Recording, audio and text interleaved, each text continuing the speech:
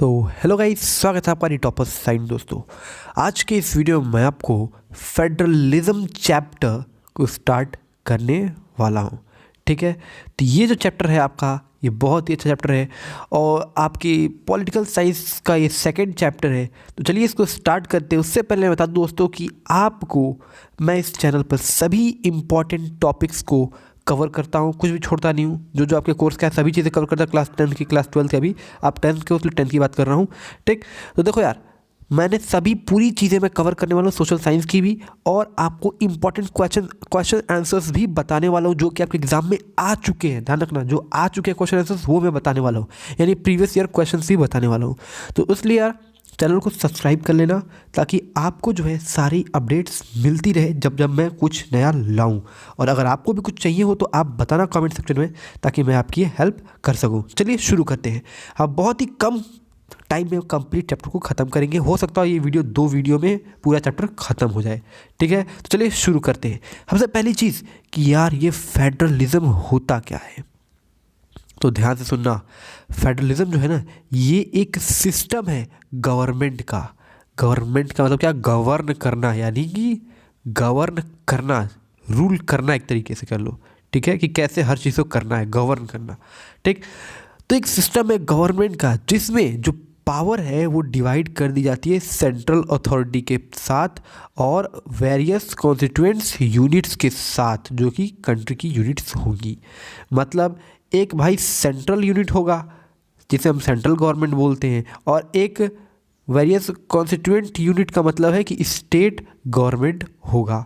ठीक, तो समझिए क्या है फेडरलिज्म। फेडरलिज्म एक सिस्टम है गवर्नमेंट का जिसमें पावर जो है डिवाइड होता है सेंट्रल अथॉरिटी और various constituents units of the country के साथ। पावर डिवाइड होता है सेंट्रल और बहुत सारे स्टेट गवर्नमेंट के साथ पावर डिवाइड होता है।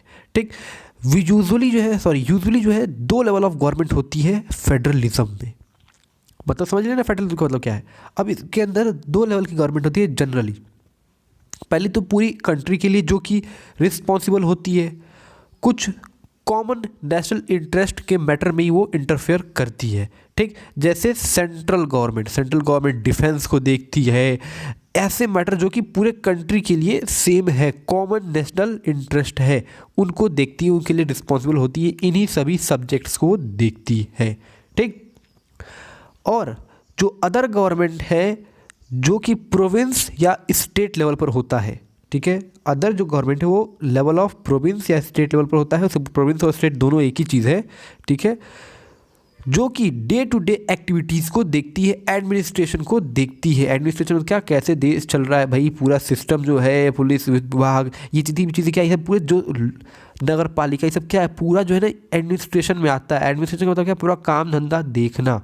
ठीक, तो जो डे टू डे एडमिनिस्ट्रेशन को देखता है, काम काज को देखता है, वो सभी काम धंधे की रिस्पॉन्सिबिलिटी कौन लेता है? प्रोविंस या फिर स्टेट गवर्नमेंट, आप बोल सकते हो, स्टेट लेवल ऑफ गवर्नमेंट। ठीक है, तो यहाँ से हमने पता चला कि भाई फेडरलिज्म में 2 लेवल ऑफ गवर्नमेंट होती है। एक होता है भाई 2 लेवल, क्या, एक सेंट्रल लेवल और एक हमारा प्रोविंस या स्टेट लेवल। दोनों ही जो लेवल ऑफ गवर्नमेंट है उनकी अपनी खुद की पावर है, इंडिपेंडेंट ऑफ ईच अदर। मतलब स्टेट गवर्नमेंट अपनी पावर है, सेंटर के पास अपनी पावर है, कोई एक दूसरे के ऊपर वो नहीं है, दबाव नहीं बना रहा है, कोई किसी के अंदर नहीं है। ठीक है, ये फेडरलिज्म का कॉन्सेप्ट है कि भैया कोई किसी के अंदर नहीं है, सबऑर्डिनेट नहीं है। सबऑर्डिनेट का मतलब होता है एम्प्लॉई। देखो, जैसे कि भाई एक मैनेजर होता है और मैनेजर के अंदर क्या आता है, हमारा एम्प्लॉई आता है। तो एम्प्लॉई क्या होता है, मैनेजर की बातों को सभी मानता है, तो इसे हम बोलते हैं सबऑर्डिनेट और इसे बोलते हैं हम सुपीरियर। ठीक, तो हमारा जो स्टेट गवर्नमेंट वो सबऑर्डिनेट नहीं है, वो भी इंडिपेंडेंट है। ठीक, ओके। अब एक चीज़ आती है मेरे दोस्तों, यूनिटरी गवर्नमेंट क्या होती है। हमने पढ़ा फेडरल में कि भाई एक स्टेट और एक सेंट्रल गवर्नमेंट हो गई, 2 लेवल ऑफ गवर्नमेंट हो गई। लेकिन ये यूनिटरी गवर्नमेंट क्या होती है? देखो, यूनिटरी गवर्नमेंट क्या होती है? यूनिटरी गवर्नमेंट का मतलब होता है कि सिर्फ एक लेवल ऑफ गवर्नमेंट होगी और बाकी उसके अंदर सब ऑर्डिनेट्स आ सकते हैं, सब यूनिट्स आ सकते हैं सेंट्रल गवर्नमेंट के अंदर। अब सब ऑर्डिनेट मैंने बताया क्या होता है भाई, उसके अंदर काम करना है आपको, वो जो बोलेगा सेंट्रल वाला उसी की बात मान के करना है। आप अपने से आज़ाद नहीं हो, ठीक है, आप उससे बंधे हुए, वो जो बोलेगा वही करना है। कुछ आपके पास कोई पावर नहीं है खुद से करने की, सारी पावर उसने दे रखी है। लेकिन फेडरलिज्म में क्या है कि स्टेट गवर्नमेंट के पास अपनी खुद की पावर है, जो कि कॉन्स्टिट्यूशन ने गारंटी किया है, कॉन्स्टिट्यूशन ने दिया है, वो उसके लिए सेंट्रल गवर्नमेंट को जवाबदेही नहीं देगा, ठीक, वो एकदम स्वतंत्र है। अच्छा, अब आगे बढ़ते हैं मेरे दोस्तों। ये हमने पढ़ लिया क्या होता है फेडरलिज्म, और हमने पढ़ लिया यूनिटरी गवर्नमेंट, यूनिटरी सिस्टम क्या होती है, ठीक है। अब हम बात करते हैं आगे कि भाई मेरे फेडरलिज्म के कुछ फीचर्स ही बता दो। तो ठीक है ना, बताता हूँ भाई फेडरलिज्म के फीचर्स। यहाँ पर जनरली जो है 2 टायर ऑफ गवर्नमेंट होती है, ठीक है, 2 या 2 से ज़्यादा लेवल ऑफ गवर्नमेंट होती है। यार लोग टायर कंफ्यूज जाते हैं, क्या गाड़ी वाला टायर है क्या? नहीं यार, यहाँ पर टायर का मतलब है ना कि लेवल होता है, ठीक, लेवल को हम लोग टायर बोलते हैं यहाँ पर, ठीक है, ओके। अब बात करते हैं दूसरा फीचर। पहला फीचर बताइए 2 या 2 से ज़्यादा लेवल ऑफ गवर्नमेंट होती है, ठीक। अच्छा, हमारे इंडिया में 3 लेवल ऑफ गवर्नमेंट है। पहला भाई सेंट्रल, दूसरा स्टेट, और तीसरा क्या, लोकल लेवल गवर्नमेंट, ठीक है। उसीलिए यहाँ पर लिखा गया 2 या 2 से ज़्यादा लेवल ऑफ गवर्नमेंट, ठीक है। डिफरेंट टायर्स ऑफ गवर्नमेंट के पास अपनी खुद की जो कि एक ही सिटीजन, सेम सिटीजन को गवर्न कर रहे हैं, लेकिन उनके खुद के अपने अपने जुरिसडिक्शन होंगे, ठीक। अब जुरिसडिक्शन क्या होता है, देखो ये कोने में लिखा है। जुरिसडिक्शन का मतलब होता है कि एक एरिया जहाँ पर लीगल अथॉरिटी होगी, आपके पास लीगल पावर होगी, ठीक है, जो कि ज्योग्राफिकल बाउंड्रीज के अंदर होंगी इन टर्म्स ऑफ कुछ सब्जेक्ट। वो सब्जेक्ट वहाँ पर लिखा हुआ है, बताता हूँ अभी। सिंपल सब्जेक्ट आपके पास पावर है उस एरिया में, ठीक। तो कौन कौन से एरियाज़ हैं यहाँ पे? ज्योग्राफिकल एरिया की बात की जा रही है। पहले समझो, इंडिया है ये हमारा, ठीक है, ये इंडिया। तो इंडिया में ये स्टेट है उत्तर प्रदेश।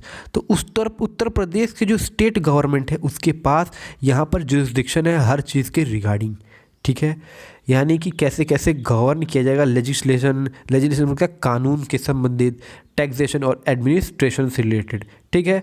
वैसे ही सेंट्रल गवर्नमेंट का भी अपना कुछ अलग जुरिसडिक्शन होगा उत्तर प्रदेश के लिए, क्योंकि सेंट्रल गवर्नमेंट पूरे इंडिया के लिए पूरी काम कर रही है, तो उसके पास पूरी इंडिया का जुरिसडिक्शन होगा, ठीक है। लेकिन कुछ कुछ लिमिटेशंस भी होंगी, क्यों? क्योंकि यहाँ पर स्टेट गवर्नमेंट को थोड़ी अधिक पावर दी गई होगी, ठीक है। तो आप क्या लिखो, दोबारा पढ़ो कि डिफरेंट टायर्स ऑफ गवर्नमेंट के पास जो है अपना खुद का अलग अलग जुरिसडिक्शन है। लेजिस्लेशन यानी कानून संबंधित, टैक्सेशन यानी टैक्स आप जानते ही हो, और एडमिनिस्ट्रेशन यानी कि भाई व्यवस्था कैसे चलानी है, डे टू डे एक्टिविटीज़ कैसे करनी है, उसे बोलते हैं एडमिनिस्ट्रेशन, इन सब से संबंधित, ठीक है। अब बात करते हैं तीसरे फीचर की। जो जुरिसडिक्शन है यानी कि जो लीगल अथॉरिटी है, जो पावर है वो अलग अलग गवर्नमेंट की, वो क्या होगी भाई? सेंट्रल गवर्नमेंट की क्या पावर होगी पूरे इंडिया में या फिर अलग अलग स्टेट में, ठीक है, और स्टेट गवर्नमेंट की क्या पावर होगी, वो सभी चीज़ें स्पेसिफाई की गई है हमारे कॉन्स्टिट्यूशन में। तो ये था हमारा तीसरा पॉइंट।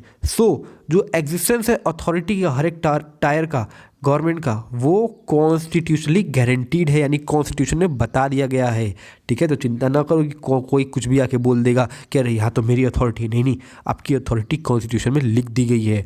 अगला चौथा हमारा फीचर क्या है फेडरलिज्म का? तो देखो मेरे दोस्तों, जो चौथा फीचर है वो ये है कि जो फंडामेंटल प्रोविजंस हैं कॉन्स्टिट्यूशन के, वो कोई भी अकेला यूनिलैटरली जो है वो चेंज नहीं कर सकता। कोई भी एक लेवल ऑफ गवर्नमेंट अकेले चेंज नहीं कर सकती है। सिर्फ सेंट्रल गवर्नमेंट चाहे कि भाई मैं जो हूँ, ये जो फंडामेंटल प्रोविजंस हैं कॉन्स्टिट्यूशन के जो कि होने ही चाहिए, उसको मैं चेंज कर दूँ तो वो अकेला चेंज नहीं कर सकता है। इसके लिए कंसेंट लेना पड़ेगा सभी ही लेवल्स ऑफ गवर्नमेंट की, ठीक, बोथ लेवल्स ऑफ गवर्नमेंट, या जनरली स्टेट गवर्नमेंट और सेंट्रल गवर्नमेंट की बात कर रहा है। अब पांचवें पॉइंट को समझते हैं। चौथा पॉइंट समझ में आ गया कि भाई हम अकेले चेंजेस नहीं कर सकते, यूनिलैटरली मतलब अकेले चेंजेस नहीं कर सकते कोई भी एक लेवल ऑफ गवर्नमेंट। उसके लिए दोनों ही गवर्नमेंट की रजामंदी होनी चाहिए, ठीक, कंसेंट होना चाहिए। अब पांचवें पॉइंट में बढ़ते हैं। कोर्ट के पास पावर है कि वो अगर दोनों के बीच में कुछ लड़ाई झगड़ा, कुछ लफड़ा फंस जाता है, तो कोर्ट बीच में अंपायर की तरह काम करके मामला को सुलझा सकता है। तो दोबारा पढ़ते हैं मेरे दोस्तों, क्या लिखा है? कोर्ट के पास पावर है कि वो इंटरप्ट कर सकता है कॉन्स्टिट्यूशन और power of the different levels of government. Constitution को लेकर लफड़ा हो जाए, कॉन्स्टिट्यूशन को लेकर सेंट्रल और स्टेट गवर्नमेंट के बीच में, तो इसके बीच में कोर्ट जो है कूद के अंपायरिंग का काम करके मामला को रफा दफा कर सकता है। ठीक, वही लिखा है, the highest court act as an umpire if disputes arises between the different level of government in the exercise of the respective power। अगर पावर को लेके कि मेरे पास ज़्यादा पावर है, मेरे पास पावर है, ये वो पावर को लेके अगर लफड़ा होता है कुछ, तो कोर्ट बीच में कूद के मसला को सॉल्व कर सकती है, डिस्प्यूट को। अब छठे पॉइंट में समझते हैं दोस्तों, छठा पॉइंट क्या कह रहा है। छठा पॉइंट ये क्या है, ये फीचर्स हैं, फीचर्स बता रहा हूँ फेडरलिज्म का, कि भाई कोर्ट के पास क्या पावर है, अंपायर वाली पावर है। जो सोर्स ऑफ रिवेन्यू है हर एक लेवल ऑफ गवर्नमेंट का, वो क्लियरली किसी भी स्पेसिफाई किया जाना चाहिए, ताकि इंश्योर हो सके फाइनेंशियल ऑटोनॉमी, कि भैया इतना टैक्स का पैसा मेरे पास रहेगा, इतना टैक्स का पैसा तुम्हारे पास रहेगा। ये ना हो कि कभी कोई सेंट्रल गवर्नमेंट कोई ऐसा आ गया जो कह देना ना सारा पैसा मेरा, स्टेट गवर्नमेंट को कुछ नहीं दूंगा, तो ऐसा नहीं होना चाहिए। इसलिए जो है फाइनेंशियल ऑटोनॉमी को बरकरार रखने के लिए, ऑटोनॉमी मतलब पावर बरकरार रखने के लिए जो है रिवेन्यू सोर्स जो है रिवेन्यू का हर एक लेवल ऑफ गवर्नमेंट का उसे क्लियर करना चाहिए कि भाई यहाँ से मेरा रिवेन्यू आएगा और ये मेरा रिवेन्यू होगा, इसमें मेरा हक होगा, ये सभी चीज़ें।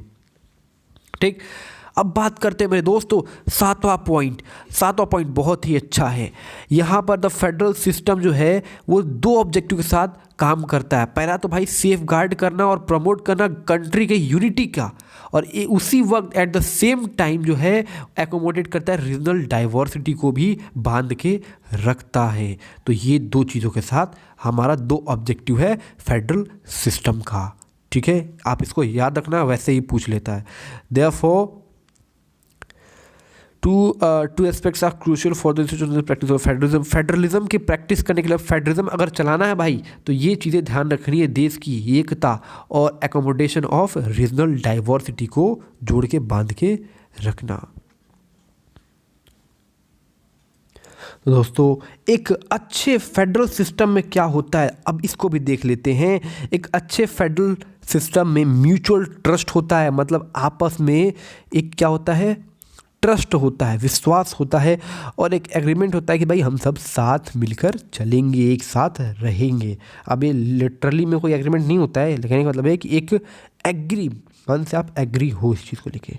ठीक, अब देखो आगे ये आ गया हमारा क्या, तीसरी मेन हेडिंग। समझो जरा, ये हमने पहला फेडरलिज्म क्या है, फिर हमने फीचर्स को पढ़े, अब फीचर्स के बाद ये हेडिंग है, इसको जरा पढ़ते हैं। The exact balance of power क्या है between the central and the state government varies from one federation to another. जो पावर बैलेंस है ना, वो वेरी करता है एक फेडरेशन से दूसरे फेडरेशन में, कहीं कुछ है तो कहीं कुछ है। ठीक, तो भाई इस पावर शेयरिंग को हमें थोड़ा समझना पड़ेगा। तो देखो दोस्तों, द फर्स्ट रूट है, दो तरीके हैं, एक कमिंग टुगेदर फेडरलिज्म और जो दूसरा है वो होल्डिंग टुगेदर फेडरेशन। तो पहले वाले को हम समझते हैं, जिसे यहाँ पर रूट बोला गया है। पहले वाले में क्या होता है, जो स्टेट्स हैं वो एक साथ आते हैं और मिलकर एक बिगर यूनिट फॉर्म करते हैं, ताकि जो है so that by pooling sovereignty and retaining identity they can increase their security। वो अपनी sovereignty को और रिटेनिंग आइडेंटिटी को और sovereignty को पूल करके अपनी एक बिगर यूनिट बना के अपनी सिक्योरिटी को वो इंश्योर कर रहे हैं। जैसे कि भाई मेरे USA, स्विट्ज़रलैंड, ऑस्ट्रेलिया, ये सब एक एग्जाम्पल है, जिसे हम बोलते हैं कमिंग टुगेदर फेडरेशन। ठीक है, अब आगे बढ़ते हैं। और दोस्तों यहाँ पर जितने भी हमारे स्टेट्स होते हैं इसके अंदर, उन सभी के पास इक्वल पावर होती है, कोई स्ट्रांग नहीं होता, सब के सब बराबर स्ट्रांग होते हैं। ध्यान रखना, ये नहीं कि भैया सेंट्रल वाला ज़्यादा पावरफुल, नहीं, सब बराबर भैया। ठीक है, यहाँ पर सबके पास पावर है। ठीक, अच्छा, अब जो दूसरा तरीका है, जो दूसरा रूट है, जिसे हम होल्डिंग टुगेदर फेडरलिज्म कहते हैं, फेडरेशन। ठीक है, इसमें क्या होता है कि यहाँ पर डिसाइड कर लिया जाता है कि जब कंट्री जो है बड़ी होती है तो डिसाइड कर जाता है कि पावर जो है हम डिवाइड कर देंगे स्टेट्स के बीच में, कॉन्स्टिट्यूएंट्स स्टेट के बीच में और नेशनल गवर्नमेंट के बीच में। जैसे इंडिया में होता है, इंडिया में कैसे भाई, हमारा एक सेंट्रल गवर्नमेंट और एक स्टेट गवर्नमेंट। सेंट्रल गवर्नमेंट क्या, नेशनल लेवल गवर्नमेंट, और स्टेट गवर्नमेंट क्या, इसे हम स्टेट गवर्नमेंट ही बोलेंगे, और क्या। तो एग्जाम्पल है इसका इंडिया, स्पेन और बेल्जियम। ठीक, इसे हम बोलते हैं होल्डिंग टुगेदर फेडरेशन। हम सब ने होल्ड करके रखी हुई है पावर। ठीक है, पावर को बांट दिया गया सेंट्रल और स्टेट गवर्नमेंट के बीच में। तो ये अलग अलग तरीके हैं फेडरलिज्म के। पहला तरीका आपने पढ़ लिया भाई, सब लोग एक साथ मिल के आओ और एक बिगर यूनिट बनाओ, सबके पास बराबर पावर होगी, किसी के पास ना अधिक ना कम, ठीक। और दूसरे में क्या है कि भाई सब लोग आओ मिलो और देश बनाओ, लेकिन यहाँ पर दो लेवल ऑफ गवर्नमेंट बन जाएगी, एक नेशनल गवर्नमेंट और एक स्टेट गवर्नमेंट बन जाएगी। स्टेट गवर्नमेंट के पास भी अपनी पावर होगी, नेशनल के पास भी अपनी पावर होगी, लेकिन ध्यान रखना थोड़ी बहुत लफड़ा हो सकता है। क्यों? क्योंकि यहाँ पर दोनों के पास बराबर पावर नहीं है। ऊपर वाले में क्या था, ऊपर वाले में सबके पास बराबर पावर थी, ठीक है। कमिंग टुगेदर में सबके पास बराबर पावर है, होल्डिंग टुगेदर में सबके पास बराबर पावर नहीं है, ठीक। ओके,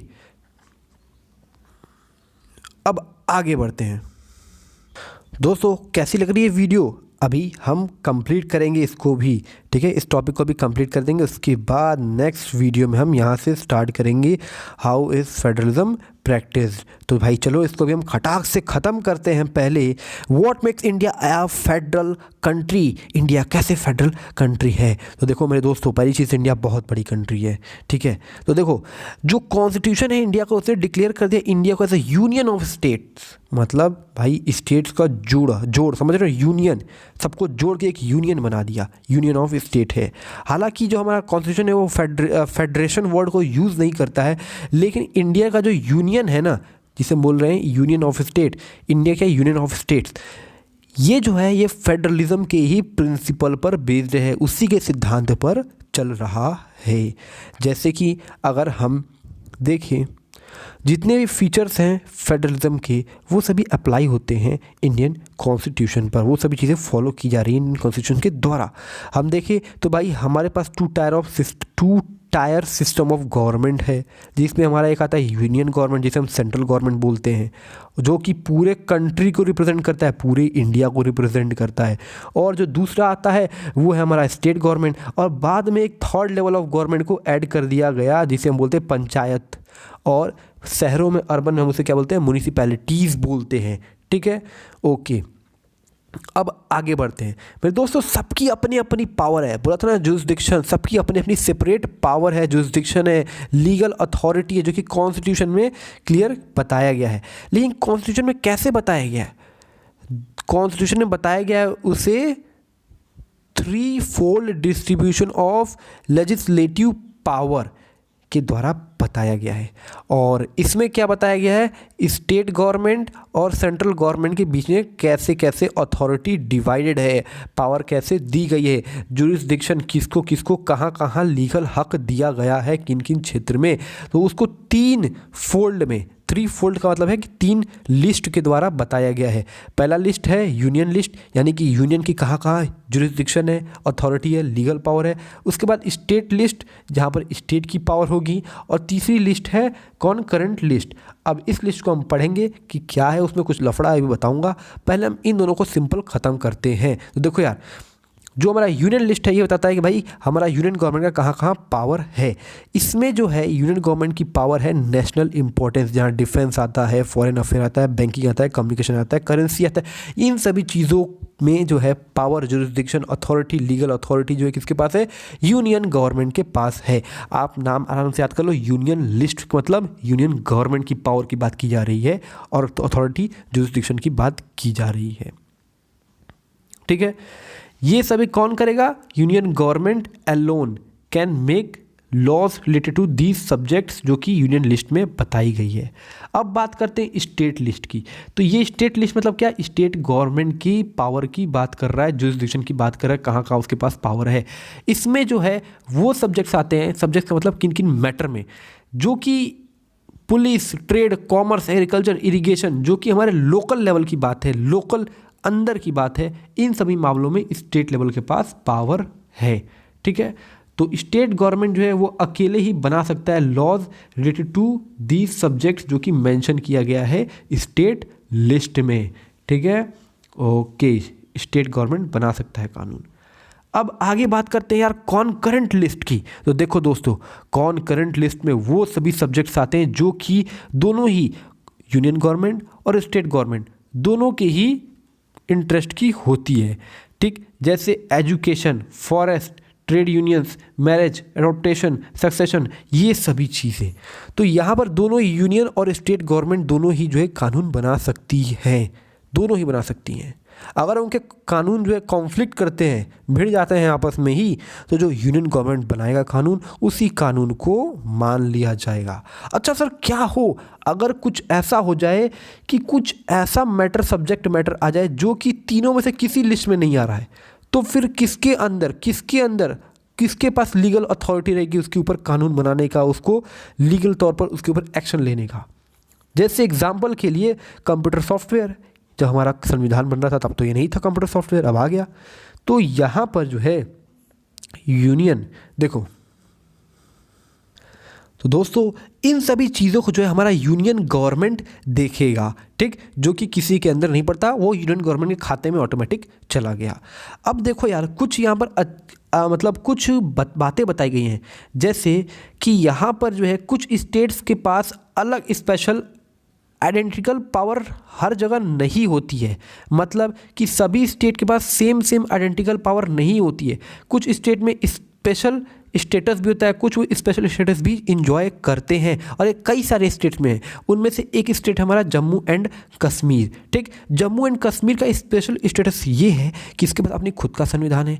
कई सारे जो इंडियन कॉन्स्टिट्यूशन के जो प्रोविजंस हैं वो इसके ऊपर एप्लीकेबल नहीं होते हैं, ठीक है, जब तक स्टेट अप्रूव ना कर दे, ठीक। इंडिया मतलब बाकी इंडिया के लोग अगर वहाँ पर जाएं लैंड खरीदने, हाउस खरीदने, तो वो नहीं खरीद सकते हैं, ठीक।